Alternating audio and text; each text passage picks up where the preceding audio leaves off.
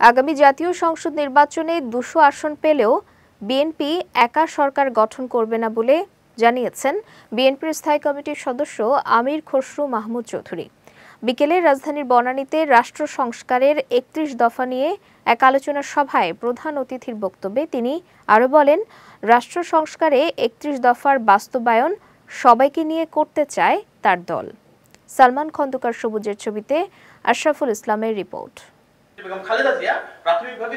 শনিবার বিকেলে রাজধানীর বনানীতে রাষ্ট্র সংস্কারে বিএনপির ৩১ দফা নিয়ে আলোচনা সভার আয়োজন করে অ্যালায়েন্স ফর ট্রান্সফরমেশন। এতে ঢাকাসহ সারা দেশ থেকে বেসরকারি বিশ্ববিদ্যালয়ের প্রায় ২৫০ শিক্ষার্থী অংশ নেন। এ সময় শিক্ষার্থীদের বিভিন্ন প্রশ্নের উত্তর দেন আলোচকরা।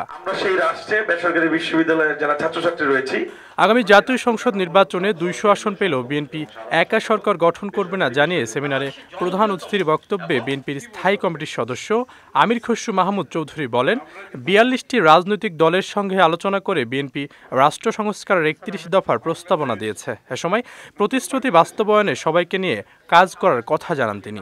আগামী নির্বাচনের পরে যে সরকার গঠন করব, সেই সরকার বিএনপি একা করবে না। আমরা যদি ৩০০ সিটের মধ্যে ২০০ সিটও পাই, আমরা কিন্তু একা সরকার গঠন করব না।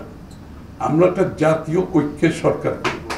৩১ দফা বিএনপি একা করি নেই আমরা, যাতে করে আমার পাবলিক কমিটমেন্টটা স্ট্রং হয়। এটা বিএনপি ৪২টা দলকে নিয়ে কিন্তু কমিট করতেছে, এখানে একা না। কিন্তু সরকার পতনের আন্দোলনে ছাত্রদের ভূমিকা সবচেয়ে বড় উল্লেখ করে বিএনপির নেতা বলেন, আন্দোলনের অন্য অংশীজনদের অবস্থান খাটো করে দেখা যাবে না। আন্দোলনে কৃতিত্ব নিতে গিয়ে যেন ভেদাভেদ সৃষ্টি না হয়, সেজন্য সবাইকে সতর্ক করেন তিনি।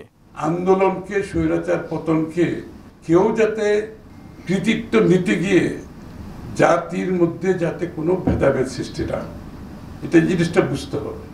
আমরা মনে করি কৃতিত্ব বাংলাদেশের ১৮ কোটি মানুষের সুবিধা ভোগ করার জন্য জাতিকে যারা ডিভাইসিভ করার চেষ্টা করছে, এই জায়গাটা তাদের প্রতি আমি অনুরোধ করব, এই জায়গাটায় ডিভাইসিভনেস যাতে সৃষ্টি না করে।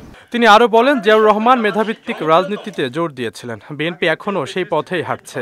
দলটি তরুণ নেতৃত্বকে সামনে আনতে চায়। আগামীর বাংলাদেশের সবচেয়ে গুরুত্বপূর্ণ বিষয় হবে তরুণদের অংশগ্রহণ। What young people are thinking, আমি তো আগেই বলেছি, we have faith in young people. এবং আগামীর বাংলাদেশে ইয়াং জনগণের input is going to be very strong, very important. আগামীতে জনগণের অধিকার আদায়ে সবাইকে ঐক্যবদ্ধ থাকার আহ্বান জানান আমির খসরু মাহমুদ চৌধুরী।